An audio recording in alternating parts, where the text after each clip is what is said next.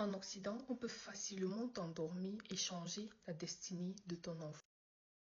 Le propos de cette maman en cette période de fin d'année et notamment de conseil de classe, je l'entends souvent donc de parents issus de l'immigration qui vont supputer que les décisions en lien avec l'orientation de leurs enfants sont souvent discriminantes.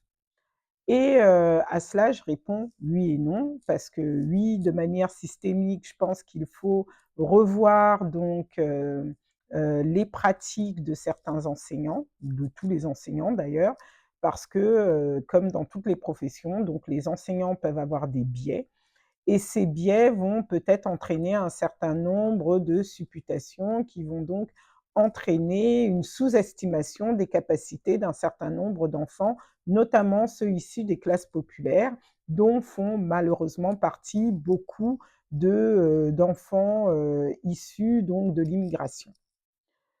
Non, parce que souvent, un certain nombre de parents issus de l'immigration méconnaissent le système éducatif dans lequel naviguent leurs enfants et souvent, lorsqu'ils se manifestent, soit pour contester une décision, c'est souvent trop tard parce qu'en fait, ils n'ont pas mesuré les enjeux préalablement.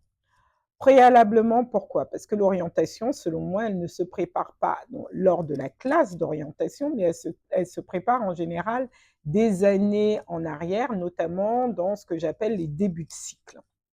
Donc, on sait très bien que, notamment, les capacités d'un certain nombre d'enfants, notamment dès les classes maternelles, vont montrer une appétence ou non. Appétence n'est pas le mot approprié, mais vont montrer des dispositions plus ou moins grandes à la pratique du français ou des mathématiques.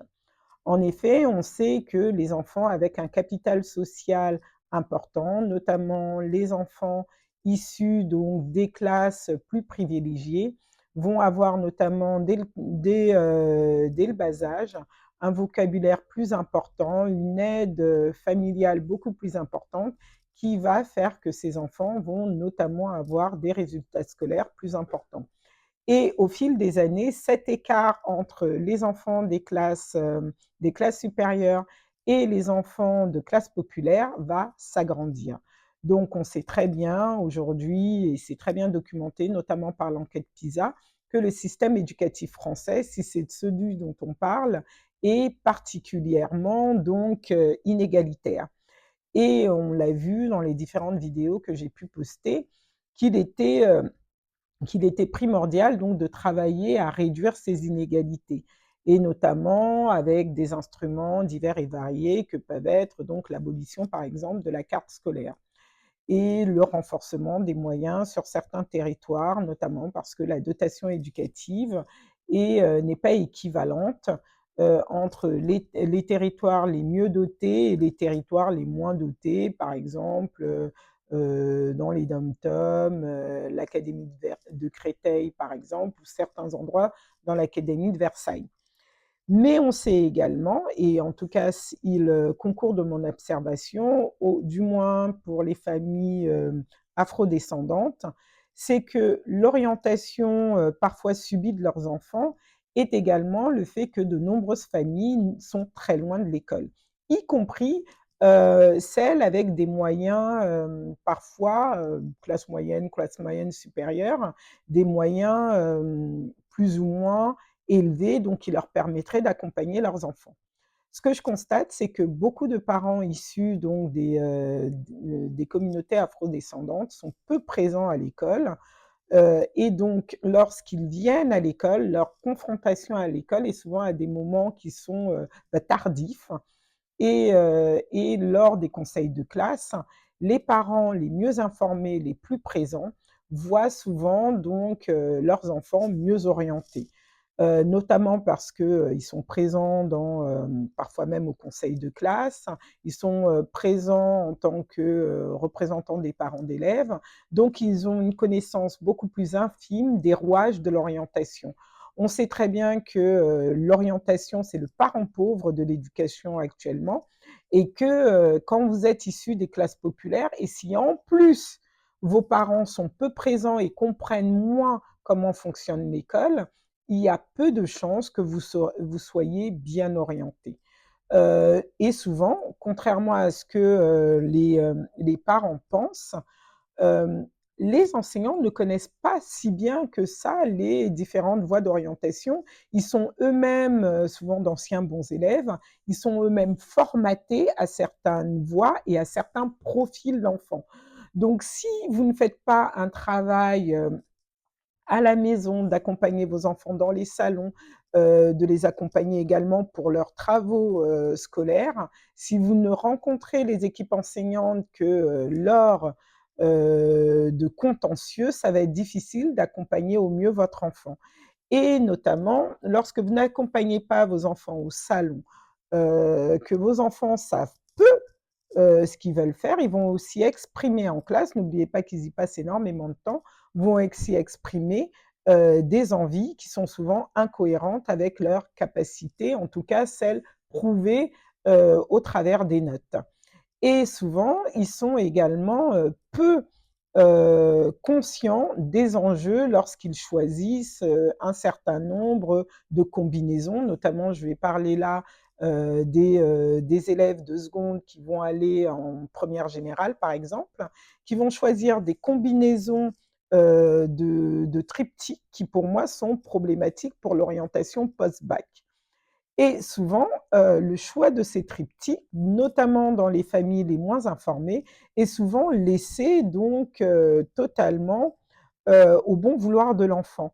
Nous, professeurs, on a beau tenter, de dire: «Attention, c'est pas très cohérent» et cetera et ces enfants vont souvent être, donc plutôt, attirés, soit par leur père, PAIRS, ou soit tout simplement par l'intérêt qu'ils peuvent porter à telle ou telle discipline, sans s'interroger sur l'après et notamment, qu'est-ce qui pourrait faire barrage à l'obtention de l'orientation venue, notamment, via Parcoursup au moment donc, de la terminale. Donc oui et non. Il y a des discriminations, un certain nombre, comme dans la société de manière générale.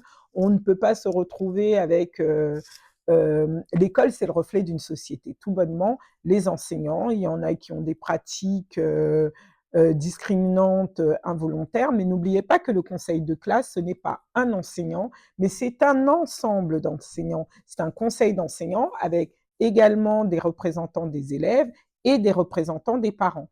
Et souvent, les établissements et nous-mêmes enseignants sont face également à des limitations de place. Donc, à dossier égal, un parent qui, lui, se montre volontaire, qui est présent et qui nous assure qu'il va accompagner son enfant avec un niveau, moyen pour l'orientation voulue, ah bah, c'est pas pareil que le parent qu'on ne voit jamais, l'enfant, qui, se «défend tout seul» entre guillemets, qu'un autre. Donc je ne peux qu'inviter les parents, tous les parents d'ailleurs, pas seulement ceux issus de l'immigration, notamment tous les parents issus des classes populaires. Faites l'effort de suivre, notamment via Pronote ou autre, les résultats scolaires de vos enfants. Essayez dans la mesure du possible de les accompagner. En cas de difficulté, il existe de nombreuses associations qui proposent des cours particuliers gratuits. Il y a également au sein des établissements, souvent notamment des AP, donc des ateliers personnalisés où on va apporter un soutien dans une discipline et qui est assuré par les enseignants. Et souvent, il y a des enfants à qui on propose, les parents ne sont pas au courant, l'enfant ne vient pas, donc il ne bénéficie pas de cet accompagnement. Et donc, je ne peux que vous pousser, parents, à être présents. Plus vous êtes présents à l'école, plus vous pouvez être les meilleurs advocates de vos enfants. Vous ne pouvez pas, dans un système où l'enseignant, ça reste un enseignant, beaucoup d'enseignants n'ont pas une visibilité, des potentialités de votre enfant et il est bien de donc d'avoir des conversations régulières avec eux, y compris vos enfants, pour pouvoir accompagner au mieux l'orientation de ceux-ci parce que les professionnels de l'orientation sont de moins en moins présents dans l'établissement et lorsqu'ils le sont, ils ont notamment très peu de temps à accorder à votre enfant. Donc oui et non, concernant le propos de cette dame. Abonnez-vous.